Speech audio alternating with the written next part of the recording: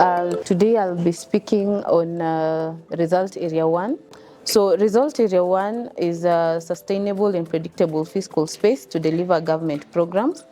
And the expected outcome from this result area is a predictable and sustainable increasing fiscal space to enable the government to efficiently finance its program at both the national and county level. What this essentially means is that when we say that sustainable and predictable fiscal space, we mean that the ability of the government to have a predictable and consistent capacity to finance its public spending in the long term without resorting to excessive borrowing or compromising its financial health. Now, in Result Area 1, there were various reform interventions that were identified, and these reform interventions are aimed to address the following issues. Issue number 1 is that tax and on-source revenue are below potential. A tax is basically a financial charge or a levy that is imposed on an individual, a business, or an entity by the government in order to collect money to finance its public expenditure. When we talk about on-source revenue, these are funds that are generated by the county government through their own mechanisms without relying on the transfers from the national government. So when we're saying that tax and on-source revenue are below potential, what we mean is that both the national and the county levels are not fully utilizing their capacity to generate revenue to fund their public expenditure. The second issue being addressed in Result Area 1 is high macro-fiscal projections and increasing spending levels, which have contributed to high fiscal deficit and increased service debt costs.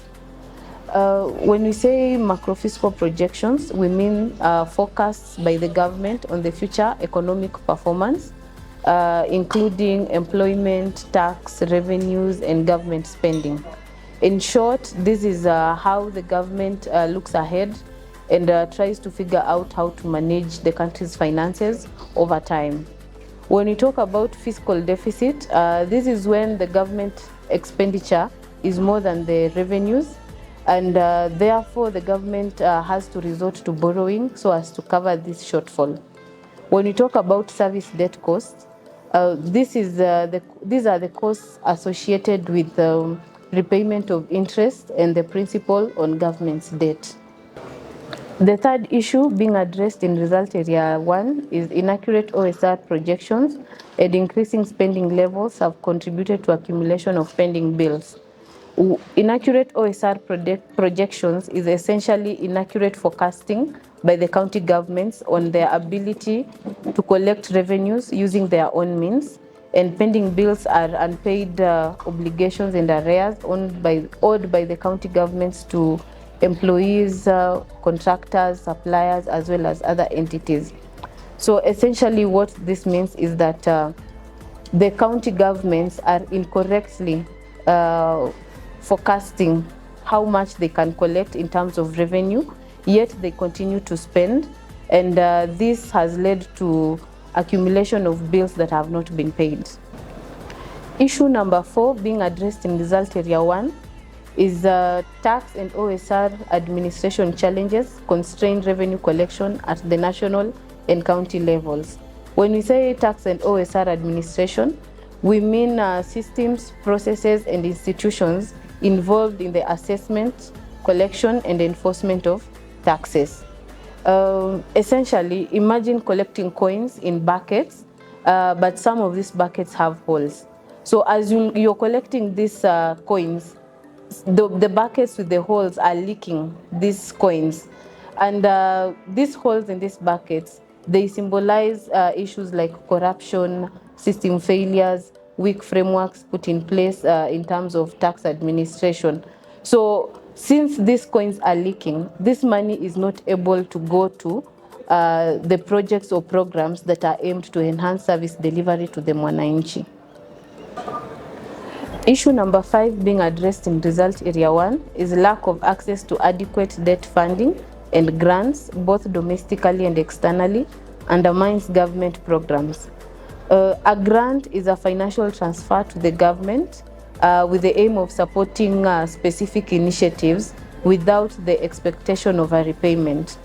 Essentially, what this means is that the government is not able to get enough money through loans or grants to finance its programs. The sixth issue being addressed in Result Area 1 is suboptimal utilization of public-private partnerships in financing government programs. Public-private partnerships are collaborative arrangements between the public sector entities and private sector companies to finance, operate, or manage public projects or services. Essentially, what this means is that the government is not making the best use of its collaborative partnerships with the private sector in financing its programs. Making use of these collaborations will ease the burden on public finances. In conclusion, addressing these PFM issues will enable the government to collect more money and manage it efficiently, leading to improved service delivery to mwananchi. And that is why we need PFM reforms in the country.